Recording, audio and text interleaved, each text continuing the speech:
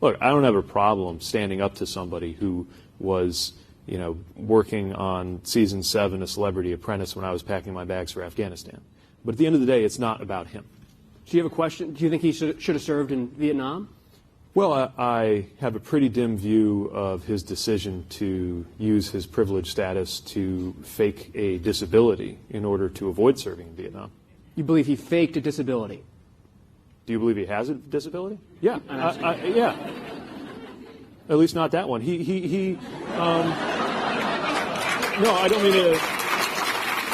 No, this is actually really important because I don't mean to trivialize disability, but I think that's exactly what he did. When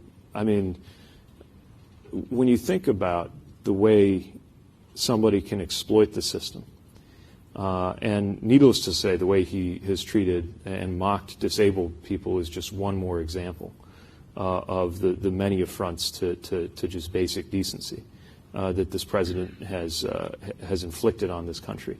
But manipulating the ability to get a diagnosis. I mean, if you were a conscientious objector, I'd admire that. But this is somebody who, I think it's fairly obvious to most of us, took advantage of the fact that he was the child of a multimillionaire in order to pretend to be disabled so that somebody could go to war in his place. And I know that dredges up old wounds from a complicated time during a complicated war.